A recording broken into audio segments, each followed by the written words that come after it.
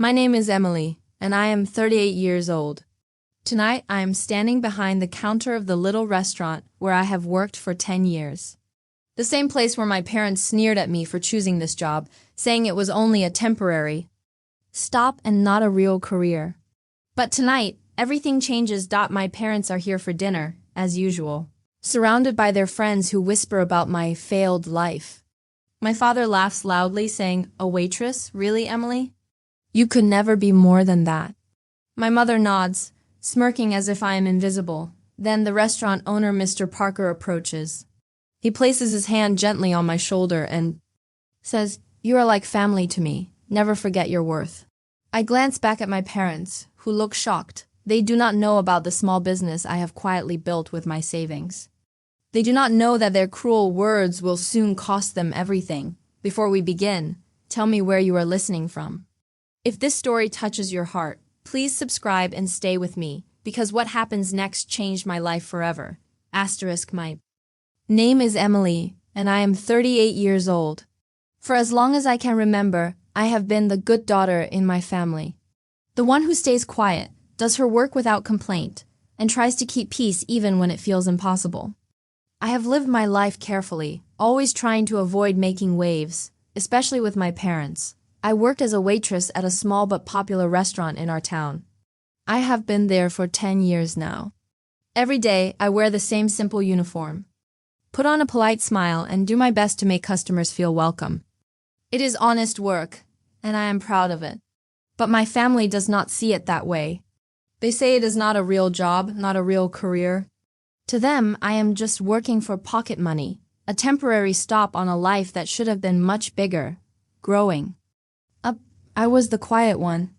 My sister Claire was the star of the family. She was smart, confident, and beautiful.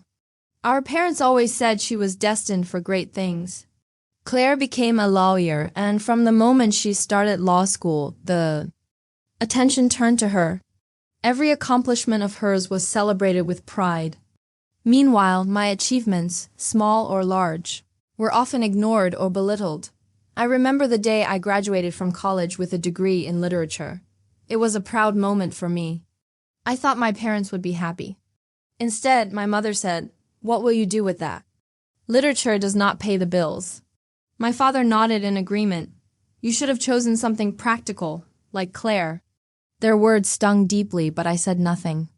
I smiled politely and kept my diploma tucked away in a drawer. After college, I tried to find work in my field, but jobs were scarce. The rent had to be paid. I took a job as a waitress because it was steady, honest work that allowed me to live independently. Over time, I grew to love the place. The people I worked with became like family. I met the restaurant owner, Mr. Parker, a kind man who treated me with respect and encouragement. But when I told my parents about my job, they only laughed. "A waitress? Emily, do you think this is where you belong?" "You are wasting your life," my father said coldly. "Claire is making partner at her law firm. When will you have something to show for yourself?" My mother added with a sneer. Their words cut deep. I wanted to explain that I was proud of my job, that I was working hard every day, and that I was responsible for my own life, but I could not. I had learned early on that fighting back only made things worse, so I stayed quiet, doing my best to please them, all while building a life they refused. To see at family gatherings, the difference was obvious. My parents would ask Claire about her cases, her clients, and her successes. They would listen with admiration, laughing at her jokes and praising her choices. When it was my turn, the conversation changed. They asked if I had a boyfriend yet, or if I was planning to grow up soon. At my last birthday dinner, my father said loudly, "Emily, when will you stop working in that restaurant? You need to do something meaningful with your life." "You are nearly 40. Claire smiled politely, but did not say a word. I felt small, invisible, and yet I kept my head up. I told myself that their opinions did not define me. I was more than the job they mocked, more than the daughter they overlooked. My best friend, Sarah, often told me how strong I was. "You work hard and keep your dignity. I do not know how you do it." But inside, I was tired. I wanted my family to see me for who I was, not who they wanted me to be. I did not ask for much. I only wanted respect. A simple word of encouragement, a sign that I mattered to them. But that was too much to ask. At work, I found joy. The laughter of customers, the teamwork of my colleagues, and the quiet moments with Mr. Parker gave me strength. He often said, "Emily, you have a gift for caring. Do not let anyone tell you otherwise." His words meant the world to me.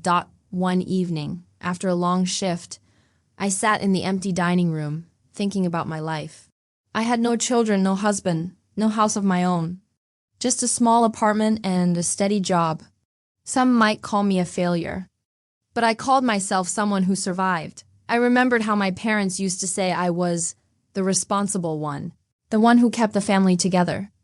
But when it mattered, I was the last to be noticed. Claire had expensive vacations, a fancy car, and a large house. I had thrift store clothes, a second-hand car, and dinners made from whatever I could afford. Still, I was proud of what I had because every dollar I earned was mine. Every decision I made was mine. I learned to manage money carefully. I saved every extra penny. I paid my own bills and did not ask my family for help. Even when they were in trouble, I gave what I could, quietly and without complaint. It was my way of showing love, even if they never thanked me. Some days I wondered what it would have been like to have their approval. To be celebrated instead of dismissed. To be told I was enough, but I could not wait for that. I had to build my own life, on my own terms.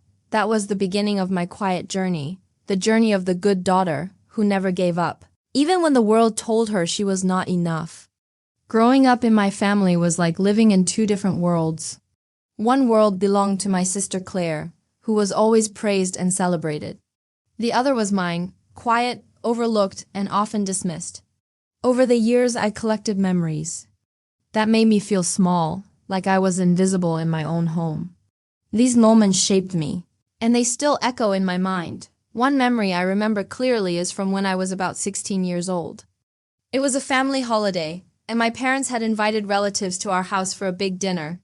Claire had just won an award at school for her academic excellence. Everyone was talking about her, proud of her success. When it was my turn to share, I nervously spoke about my school project, a poem I had written that had been published in the local newspaper. Instead of praise, I heard my mother sigh. "That is nice, Emily, but poetry will not put food on the table." My father nodded without looking up from his plate. The relatives changed the subject quickly, turning back to Claire's achievements. I felt a flush of shame and anger. I wanted to tell them I was proud of my poem, but the words caught in my throat. Another moment was during my college graduation. Claire had just passed her final exams to become a lawyer. At the party my parents hosted afterwards, they congratulated her with hugs and toasts. When I walked in with my diploma in literature, my father barely looked at me. He said, "Well, it is something, I suppose," in a voice that made the whole room quiet.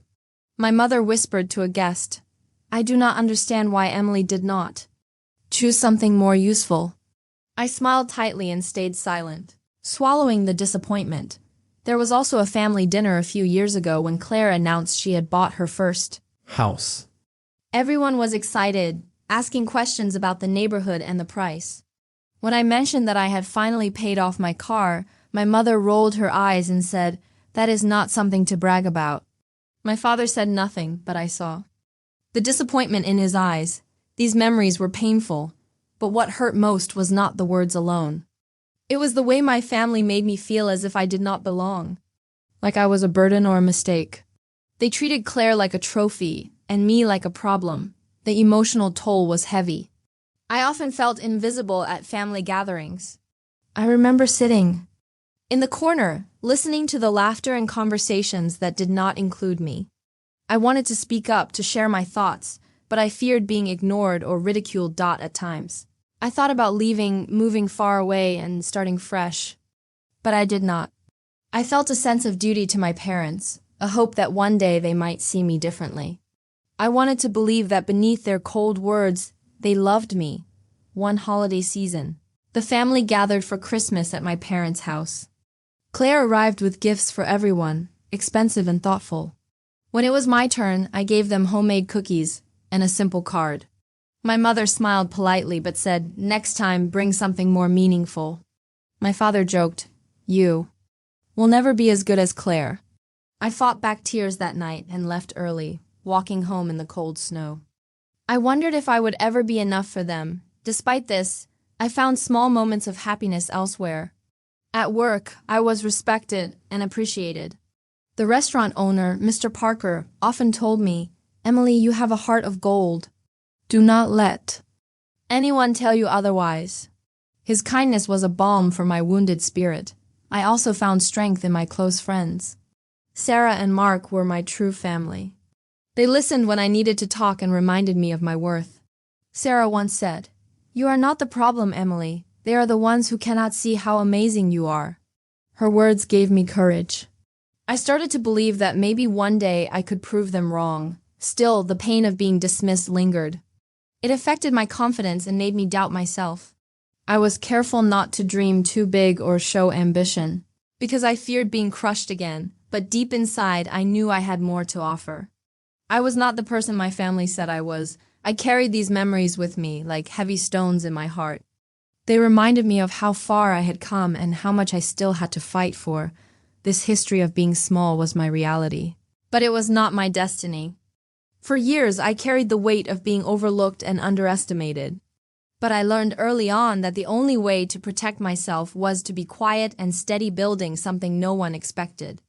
While my family saw me as just the waitress, I was quietly creating my own foundation, my own secret strength. It began with small savings. Every week, I put aside a little money from my paycheck. I skipped small treats and extras. I did not tell anyone where the money was going because I knew they would say it was foolish to save so little. "You will never get anywhere with that," they would say. But I did not listen. At first, I kept my savings in a simple bank account. A few $100s here and there. Then I started learning about investments through books and online articles. I was careful and cautious, never risking what I could not afford to lose. I opened a small brokerage account with the little money I had. I studied stocks, bonds, and mutual funds. It was confusing at first, but I was determined. I wanted to prove, not to them but to myself, that I could be successful in my own way. I remember the late nights after my shifts at the restaurant. While my coworkers relaxed or went out, I stayed home and read about financial planning. I made notes, tracked my expenses, and researched companies. I found joy in the quiet discipline of saving and growing my money. It was my secret project. My private world. Over the years, my small savings grew steadily. I reinvested dividends and made careful decisions. I was not rich, but I was building something real, something solid. Meanwhile, my family continued to mock my job. They had no idea what I was doing behind the scenes. They assumed I was wasting my life, living paycheck to paycheck. One day, I bought a small property, an old townhouse not far from the restaurant. It was not fancy, but it was mine. I used my savings and took out a small loan, one I could manage easily. I spent months fixing it up myself, painting, cleaning, and making it a home. I did not tell my family because I wanted no interruptions or discouragement. To them, owning property was only for people with real careers. I wanted to keep this victory to myself, a symbol that I was more than they thought. The townhouse became my refuge. On days when their words hurt, I would go there and feel the quiet strength of my accomplishment. It reminded me that I was capable of more than they believed. Another part of my secret was the careful record-keeping I did. Over the years, I had helped my parents and sister financially in ways they did not appreciate. I lent money when they were in trouble. I paid for small repairs and bills quietly, without complaint or expectation of thanks. I kept every receipt. Every note, every bank transfer documented. I knew one day this might matter. I was tired of being taken for granted, tired of being the family's invisible wallet. No one knew how much I had given or how much I had saved. It was my quiet power, my invisible armor. Sometimes I thought about telling someone, but I was afraid. I did not want to start a fight or cause drama. I wanted my family to see me for who I really was, but I did not believe they would listen. So I kept my secret close to my heart like a precious treasure. I also grew in confidence. I took pride in my work and in the skills I developed. Waiting tables was not just a job. It was a challenge that taught me patience, communication, and problem solving. I became someone people relied on at the restaurant, not just for service, but for kindness and leadership. Mr. Parker, the owner, was a constant source of encouragement. He said once, "Emily, you have a gift for making people feel welcome. You are a leader, even if you do not wear a suit or carry a briefcase." His words meant more than I can say. Sometimes I thought about leaving the restaurant and trying something new, but I stayed because it was steady, familiar, and I knew I could count on it. It gave me the time and stability to build my secret life. I never bragged or showed off. I learned to smile and accept the dismissive comments from my family without reacting. Inside, I was strong, and I was ready for the day when I could reveal who I really was. That day was still far away, but I was preparing for it. The secret I built was not just money or property. It was my self-respect, my independence, and my quiet determination. It was the proof that I was not the person my family said. I was more, and I was ready to show them. The invitation came a few weeks before the event. My parents were celebrating their 40th wedding anniversary, and the whole family was expected to attend. It was a big deal, an evening at an upscale restaurant in the city with close friends and relatives. My parents were excited and already making plans. For me, the invitation stirred a mixture of emotions. I felt the weight of obligation, the pressure to be polite and composed in front of the people who had spent my whole life diminishing me. But I also felt a knot of anxiety. I knew these gatherings rarely went well. They were often filled with subtle insults and cold looks disguised as concern. When I told my parents I would attend, they barely reacted. My mother said, "It is about time you showed up to something important." My father grunted and said, "Make sure you dress properly. You do not want to embarrass us." Claire, of course, was already planning what to wear. She called me one afternoon, cheerfully explaining the dress code and telling me how proud our parents would be to see us together. Her voice was bright, but I could hear the unspoken reminder that she was the favored one. As the day of the anniversary approached, the family's comments became more frequent and more condescending. My mother asked me if I had finally saved some money for a decent dress. She suggested I borrow one from Claire's closet because, as she said, "You cannot show up looking like you just came from work." I felt the sting but kept my response calm. "Thank you. I will find something appropriate." My father asked if I would be able to handle the evening, implying that my job had made me rough or unrefined. I did not reply. I was used to their judgments. The week before the event, I went shopping for a dress. I did not want to look like a waitress, but I also did not want to spend more than I needed. I found a simple, elegant black dress that fit me well. It was modest but flattering. I felt a flicker of confidence. I also made sure to prepare myself mentally. I rehearsed polite answers for the questions I expected. "Are you still working at the restaurant? When will you get a real job? Have you thought about settling down?" I knew the tone would be mocking, but I planned to stay calm and firm. The night of the anniversary arrived. I felt nervous as I stood in front of the mirror, adjusting my dress and brushing my hair. I tried to remind myself that this was just one night and I would survive it. When I arrived at the restaurant, the grandeur of the place was overwhelming. Crystal chandeliers hung from the ceiling. The tables were covered with white linen cloths, and waiters moved gracefully between guests. It was not the place where I usually worked. My parents greeted me with polite smiles that did not reach their eyes. Claire hugged me tightly, whispering, "You look nice." I smiled back, but I felt like an outsider. The evening began with small talk and polite laughter. My parents sat in the center of the table, proudly introducing Claire as the successful Leia and me as their other daughter. The words felt hollow. As dinner progressed, the atmosphere grew tense. My parents and Claire exchanged quiet glances when I spoke. They interrupted me or ignored what I said. I could feel their judgment like a cold shadow. At one point, my father loudly said, "Emily, why do you not tell everyone about your job at the restaurant? Maybe they will finally understand you are just a waitress." The table fell silent. I took a deep breath and said calmly, "I am proud of my job. It teaches me responsibility and respect. It is honest work." My mother scoffed. Honest work does not pay the bills or buy houses. Claire is the one building a future. I felt my face flush but held my ground. Suddenly, the restaurant owner, Mr. Parker, entered the room. He was invited by my parents as a gesture of goodwill. When he saw me, his face lit up with a warm smile. He approached the table and greeted everyone. But when he reached me, he placed a hand gently on my shoulder and said, "Emily, you have been part of this family for a long time. You are like a daughter to me." The room grew quiet. My parents exchanged surprised looks. I felt a swell of pride and comfort. Mr. Parker's words were a shield against the coldness around me. But then came the moment I feared most. When the bill arrived, Claire reached into her purse and said, "We forgot our wallets. Emily, you will have to cover this one." My heart sank. I had heard similar words before, but this time in front of everyone. It felt like a public humiliation. I looked at my parents, hoping for support. Instead, my father shrugged and my mother smiled tightly. I nodded and took out my card. As I paid the bill, I felt a surge of anger mixed with sadness.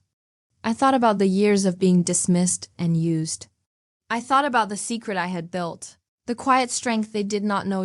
In that moment, I made a silent promise to myself. This was not the end. I would not be the good daughter who was taken for granted. I would fight back in my own way. The evening ended with forced smiles and polite goodbyes. I left feeling exhausted but determined. That night, I lay awake thinking about what was to come. The gathering had shown me clearly where I stood with my family. It was time to stop pretending and start acting. The secret I had built was no longer just for me. It was my weapon and my shield. And soon they would see who I really was. The day after the anniversary dinner, my phone rang early. I was still rubbing sleep from my eyes when I saw my mother's name on the screen. I hesitated but answered, trying to keep my voice calm. "Emily," she said, her tone sharp and cold. "We need to talk. Come over." I knew this was not a friendly invitation. Something was wrong. I dressed quickly and drove to their house, my heart pounding with unease. When I arrived, my father and sister were already there, sitting stiffly in the living room. Their faces were serious, more serious than I had ever seen before. My mother did not waste time. "We have made a decision," she said, looking at me like I was a problem that needed fixing. "About your townhouse." I blinked, confused. "What do you mean?" Claire smirked. "Mom and Dad want to use the townhouse to pay off some debts. You know, things have been tight lately." I felt my stomach drop. "That house is mine. I bought it with my own money. You cannot just take it." My father leaned forward. "We have talked it over. It is for the good of the family. You do not need it as much as we do." Their words hit me like a cold wave. I was stunned. "How? Can you say that? I worked hard for that house." "It is my security," my mother shrugged. "You have never needed us. You live on your own. Claire and I have responsibilities." I wanted to scream, but I kept my voice steady. "This is theft. You cannot take what I earned." Claire laughed, a cruel sound. "You think you are so smart, Emily, but we have the papers now. The house is under our names. We moved quickly while you were distracted." My heart raced. I felt betrayed, not just by the theft, but by their coldness. They had stolen from me, the daughter they claimed to love, without a word of warning. "I cannot believe you would do this," I said quietly, trying to hold back tears. "After everything." My father's face was hard. "Family comes first. This is what families do." I shook my head in disbelief. "No, this is what families who do not care do." The weight of their betrayal crushed me. I felt like the ground beneath me was shifting, and I was falling. But inside, beneath the shock, a small fire began to burn. I thought of all the years of being dismissed and taken for granted, of the kindness I gave that was never returned, of the secret I had built, quietly, patiently. They had made a terrible mistake as I left their house. I knew things would never be the same. Their betrayal was the turning point. I was no longer the good daughter who stayed silent. I was ready to fight back. The day after the betrayal, I felt numb but determined. I needed answers and to understand how they had managed to take my townhouse without my knowledge. I sat at the kitchen table with a stack of documents, the paperwork Claire had somehow gotten her hands on. It was real, signed and notarized, transferring the property into their names. I was stunned and furious. Later that evening, I called my mother. I tried to keep my voice calm, but inside I was shaking. How could you do this? That house is mine. I earned it. I worked hard. She sighed as if I were a child who did not understand grown-up things. Emily, you have to be reasonable. The family needed it more. You live alone. You have your restaurant job and your savings. Claire and your father have mortgages, bills, and expenses. I bit back the hurt. That is not a reason to steal from me. My mother's tone grew sharper. You do not see the big picture. Families help each other. You owe us. I felt my heart tighten at those words. You owe us. It was the same message I had heard all my life, disguised in different ways. You owe us because you have been the responsible one. You owe us because you are the quiet daughter who never complained. You owe us because you have money. But I was not a bank or a charity.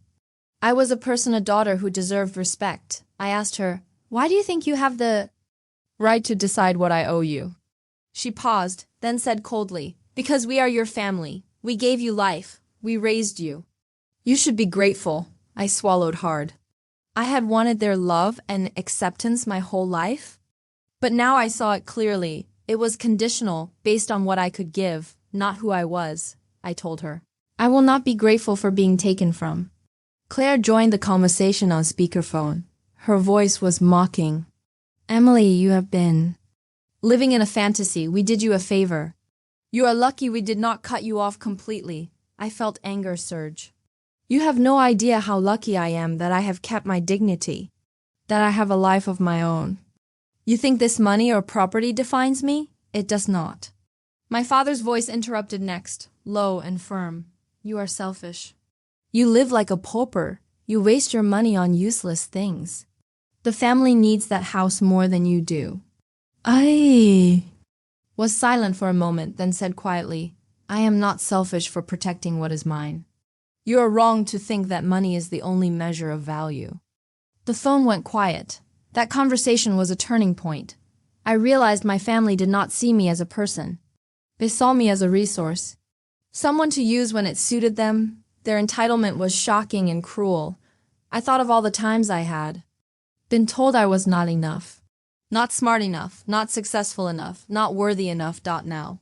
Their greed was the last blow, but I refused to be broken. I called my best friend Sarah and told her everything. She listened quietly and then said, Emily, you have been kind and patient for too long. It is time to stop giving and start protecting yourself. Her words gave me strength. I knew I needed help. This was more than a family dispute. It was a legal issue. I contacted a lawyer recommended by a friend. I explained the situation, and she said I had grounds to challenge the transfer of the townhouse. The lawyer told me that my family had committed fraud by transferring the property without my consent. She said we could file a case to reverse it. I felt hope for the first time in days, but I also knew the fight would be difficult. It would mean standing up to my family publicly. It would mean breaking ties.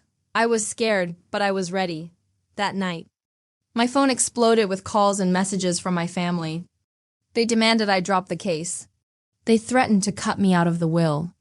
They said I was tearing the family apart. I ignored them all. I focused on my plan. I froze all joint accounts we shared. I canceled financial support I had quietly given. For years, they called me greedy and cold-hearted, but I was only protecting myself. Days passed, and the pressure grew. My mother sent messages like, you will regret this, and we are your family. You cannot fight us forever. Claire sent texts accusing me of betrayal. My father called repeatedly, leaving angry voicemails. I did not respond for the first time. I was putting myself first. I was no longer the good daughter who stayed silent. I was becoming the woman who stood up for herself. Their sense of entitlement and cruelty only strengthened my resolve. I told myself that respect is earned, not demanded, and if my family could not see my worth, that was their loss. I was ready for the next step. I was ready to fight. For years, I had buried my feelings. I swallowed the hurt and tried to ignore the pain of being dismissed by my family. I was the good daughter, the quiet one who took everything without complaint. But something inside me was changing. It began the morning after I received my lawyer's call confirming that my family's actions were illegal. I sat at the kitchen table, staring at the documents spread before me. The house that I had worked so hard to buy was now officially theirs, but I had a chance to fight back. The weight of betrayal settled on my chest like a heavy stone. I felt tears prick my eyes, but I refused to let them fall. Instead, I clenched my fists and took a deep breath. I thought about all the times I had been small, the holidays when my achievements were ignored, the dinners where my family mocked my job, the birthday parties where I was invisible. I remembered the cruel words. You owe us. You are selfish. You are nothing but a waitress. And I realized something. I was done being small. I was done being invisible. I was done pretending that their opinions mattered. That morning, a calm, cold clarity settled over me. It was not anger in a wild form, but a sharp, focused determination. This was my moment. I would no longer be the passive victim. I would fight with every ounce of strength I had. For years, I had hidden my strength, my intelligence, and my resolve. Now, I would show it. I began making a list of everything I had, my savings, the townhouse, the receipts of money I had lent my family, and the proof of their financial misuse. I carefully organized every document. I reached out to my lawyer and planned the next steps, but the real change was inside me. I stopped calling my parents mom and dad in my mind. They were no longer the loving parents I wished they were. They were adversaries who had betrayed me. This realization was painful but freeing. I felt a strange mixture of grief and relief. Grief for the family I thought I had. Relief for the woman I was becoming. I also began to prepare myself emotionally for the battles ahead. I knew this fight would be messy, ugly, and painful, but I was ready. I practiced speaking my truth aloud. I rehearsed saying no to their demands. I visualized walking away from their manipulations. For the first time, I felt a sense of power that was not about money or property. It was about self-respect. One afternoon, my phone rang. It was my father. His voice was cold. Emily, you are making a mistake. We can fix this if you cooperate. I paused, then said firmly, no, this is over. He was silent for a moment, then hung up. I knew this was just the beginning. My family expected me to beg, to submit, to give in, but I would not. I was no longer the girl who needed their approval. I was the woman who valued herself. This shift gave me a new strength. It made me wake up each day with purpose. It helped me focus on my life and my future. I started spending more time with my friends, who supported and encouraged me. Sarah and Mark became my chosen family. They reminded me daily that I was worthy of respect and love. My work at the restaurant also became a source of pride. I realized that my job was not a weakness, but a testament to my resilience. Every day, I greeted customers with kindness and professionalism. Every day, I reminded myself that my worth was not defined by my family's opinions. The day I snapped was not marked by shouting or tears. It was quiet. It was a deep and clear decision to never accept disrespect again. It was the moment I reclaimed my power. And that moment changed everything. The days following my decision to no longer accept mistreatment were filled with quiet preparation. I knew that words alone would not be enough to protect myself. I needed action, smart, firm, and decisive. I started by contacting my lawyer again. She was kind but direct. Emily, you have a strong case. Your family has acted unlawfully. But you must be prepared for resistance. They will try to intimidate you. I nodded, though she could not see me. I had been ready for this moment for years, even if I had not known it. The first step was to freeze any joint financial accounts that I had with my parents or Claire. I logged into my online banking late one evening and carefully followed the instructions. It was difficult to block access to money they had taken for granted, but I reminded myself it was necessary. Next, I canceled all financial support I had quietly given them over the years. It was hard to imagine cutting off people I was supposed to love, but their betrayal left no other choice. I made a list of every expense I had covered for them, from utility bills to medical costs.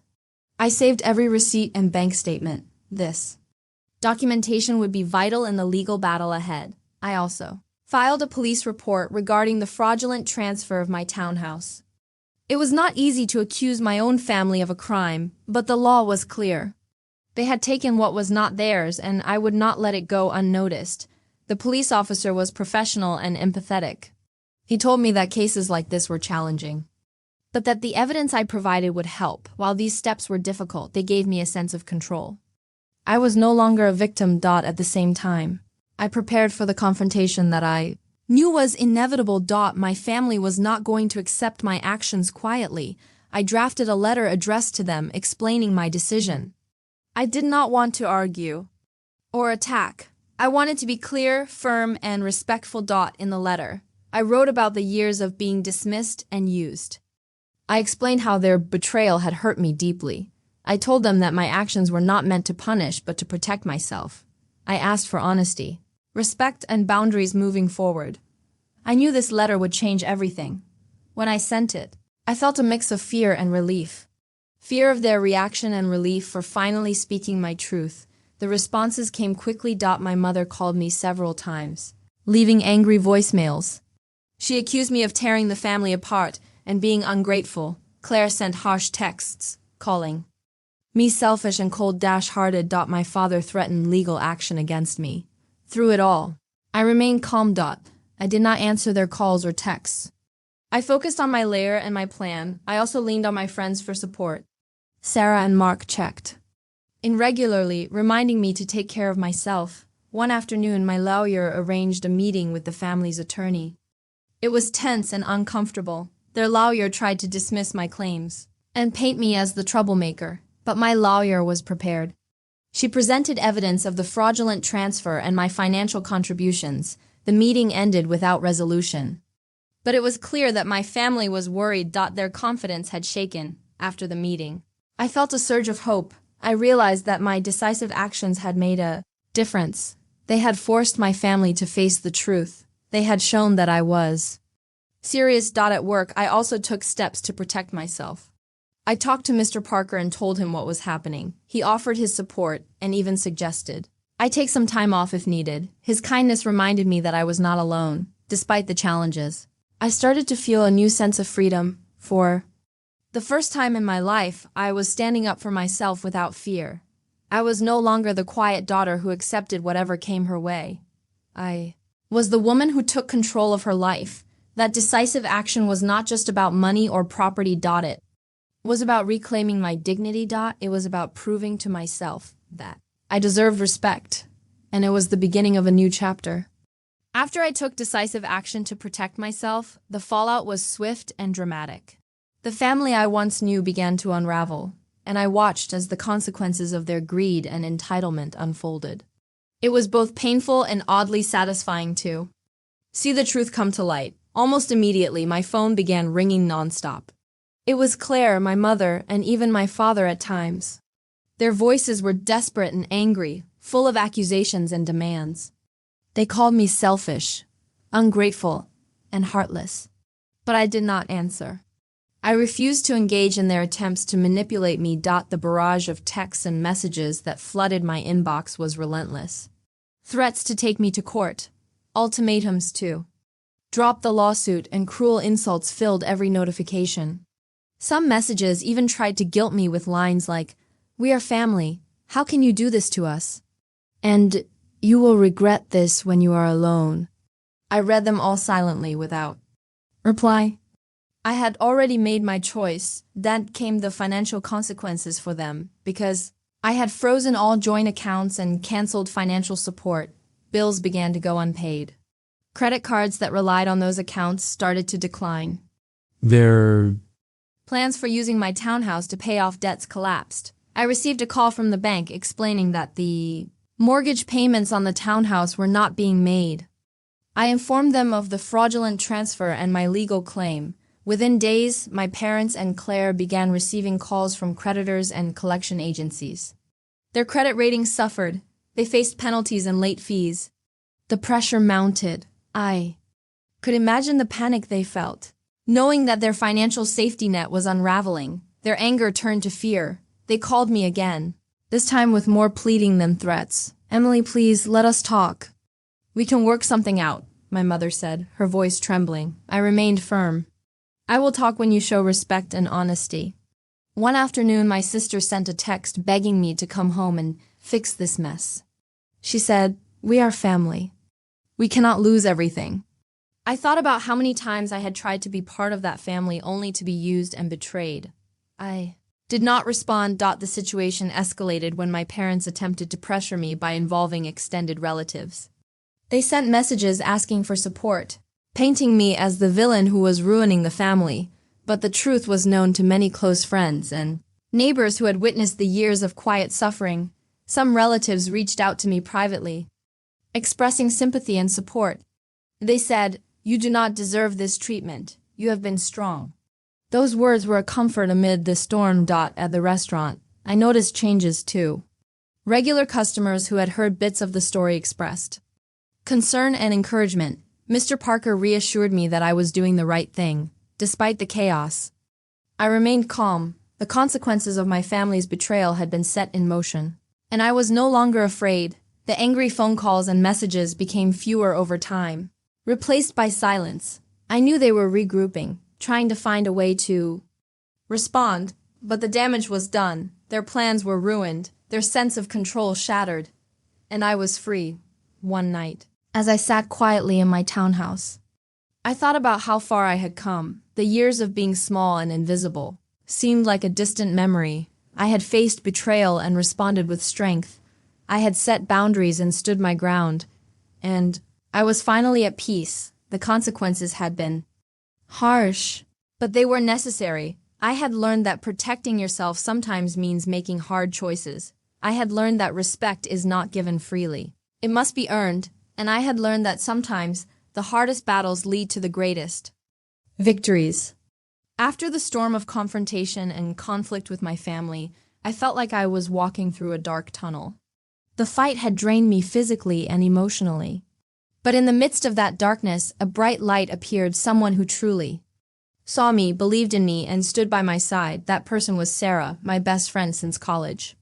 She had always been my quiet support, but now, more than ever, she became my anchor. One afternoon, after a particularly rough day of unanswered calls and harsh messages, Sarah came over with a warm smile and a basket of my favorite snacks.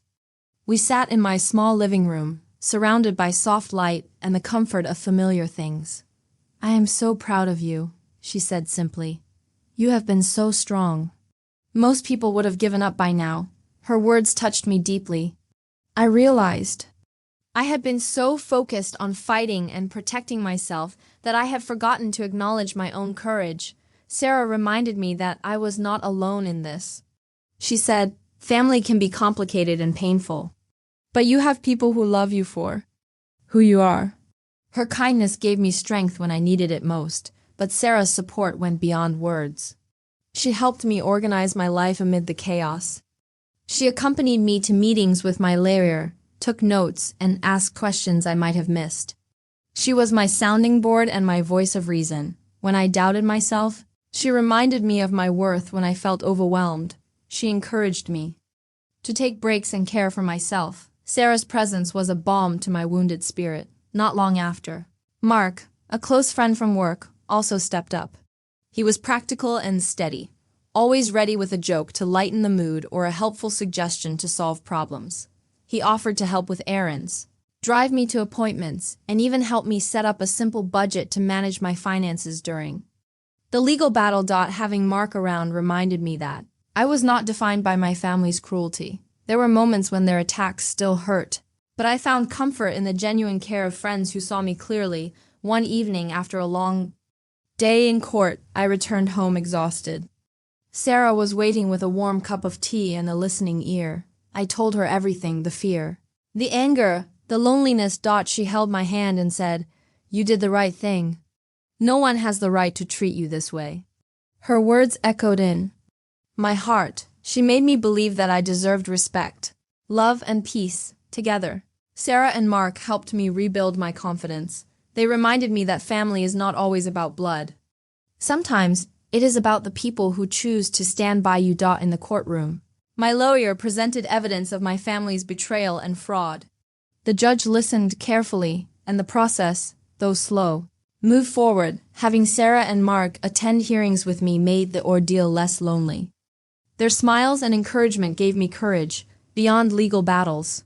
They also celebrated my small victories. When I finally won the right to reclaim my townhouse, Sarah threw a small party at my place with a few close friends. We laughed, cried, and toasted to new beginnings. I realized then that I had built a new family, one of support, respect, and love. Their acceptance healed the wounds left by my blood relatives. At the restaurant, Mr. Parker continued to be a pillar of support. He spoke highly of me to customers and encouraged me to pursue further opportunities. His faith in me boosted my self-esteem. Together, these allies helped me see that I was not alone. I was not the powerless daughter they tried to make me. I was a woman who had fought for herself and won. I had people who believed in me, stood by me, and loved me. That support made all the difference. I learned that seeking help is not a weakness, but a strength. And that true allies lift you up when you feel most broken. In the darkest times, their light guided me, and I was grateful, because sometimes family is not about who you are born to, but who chooses to stand beside you.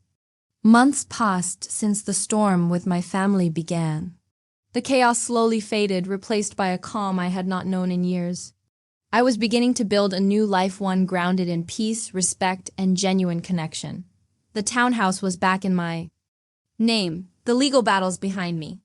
I had taken the necessary steps to protect my assets and myself. But beyond the legal victories, I felt a deeper change inside. I had learned that life is not about pleasing others or meeting their expectations. It is about living authentically and valuing yourself. My days settled into a quiet rhythm. I continued working at the restaurant, but with a new sense of pride and purpose. It was no longer just a job. It was a part of who I was, a reminder of my resilience and independence. Each morning, I arrived early and greeted my coworkers and customers with genuine warmth. I felt connected to the community we served. The restaurant was no longer just a workplace, but a place where I belonged. Outside of work, I surrounded myself with my chosen family, Sarah, Mark, and a close group of friends who accepted me unconditionally. We shared dinners, celebrated birthdays, and supported each other through life's ups and downs. Their love and respect were the antidote to the pain I had endured. I also took time for myself. I started journaling every evening, reflecting on my journey and the lessons I had learned. Writing helped me process emotions and stay grounded. I began to prioritize self-care. I took long walks in the park, practiced meditation, and read books that inspired me. For the first time in a long while, I felt free. I was no longer weighed down by guilt or the need to prove myself. One afternoon, Sarah and I sat in my cozy living room, sipping tea and talking about the future. "I am so proud of you," she said. "You have created a life full of love and meaning." I smiled, feeling grateful. It has not been easy, but I finally understand that I am enough. The contrast between this peaceful life and the toxic family dynamics of my past was stark. I remembered the dinners filled with judgment, the constant comparisons to Claire, and the painful betrayals. Now, those memories served as reminders of how far I had come. I had traded pain for peace. I had traded silence for strength. I had traded loneliness for connection. In this new life, I no longer feared standing up for myself. I had learned to set boundaries and say no without guilt. I had discovered the power of self-respect, and I had found joy in simple moments, laughing with friends, enjoying a quiet evening at home, or watching the sunset from my porch. One day, as I closed the restaurant after my shift, Mr. Parker approached me with a thoughtful smile. "Emily, I have an opportunity for you," he said. "We are opening a new branch downtown, and I want you to be the manager." I was surprised and honored. The job was a step up, a chance to grow professionally. More importantly, it was a sign that my hard work and integrity were recognized. I accepted with gratitude. That new role brought fresh challenges but also new confidence. I was not just surviving, I was thriving. Looking back, I realized that the true victory was not in the money or the townhouse. It was in reclaiming my life and my dignity. It was in building a family of choice who loved and respected me. It was in finally living on my terms.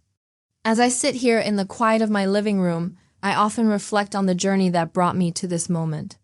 The years of pain, betrayal, and struggle seem both distant and vivid all at once. What stands out most is not the money I earned or the property I reclaimed. It is the strength I found within myself. For so long, I measured my worth by my family's approval. I believed their words that I was not enough, that my job was insignificant, that my life was less valuable. Their actions and insults cut deep, and I carried that hurt silently, but the truth I have learned is powerful. My real fortune was never about material things. It was about self-respect. When my family took my townhouse, it was a cruel betrayal. But it was also a gift, the harsh wake-up call. I needed to see who I truly was and what I deserved. I fought back, not just for the house, but for my dignity. I set boundaries where none had existed. I stopped giving to those who took without gratitude. I chose myself for the first time. That choice was the greatest victory of all. I now understand that family is not always defined by blood. It is defined by respect, love, and kindness. The people who truly belong in your life are those who see your worth and lift you up, not tie you down. I found my chosen family and friends like Sarah and Mark. They believed in me when others did not. They stood by me through the darkest days. They reminded me that I was worthy of love and happiness. My career, once dismissed as a mere job, became a source of pride. It was proof of my resilience and independence. Every day I showed up not to prove anyone wrong, but to live authentically and joyfully. The quiet life I have built now is richer than anything my family ever offered. It is filled with peace, respect, and genuine connection. One evening, I sat on my porch watching the sunset. The sky was painted with soft hues of orange and pink. I felt a deep sense of gratitude. I thought about the woman I was before, the one who hid her pain and allowed others to define her. And I smiled because she was no longer who I am.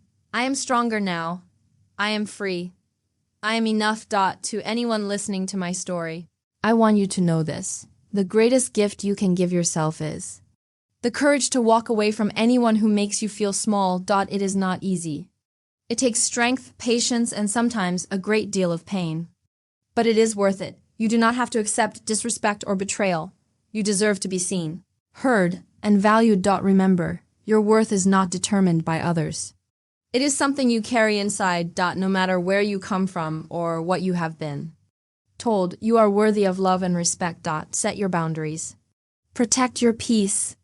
Choose the people who bring light into your life. That is the real fortune, and it is one no one can ever take away from you. Thank you for listening to my story. I hope it brings you hope and strength on your own journey.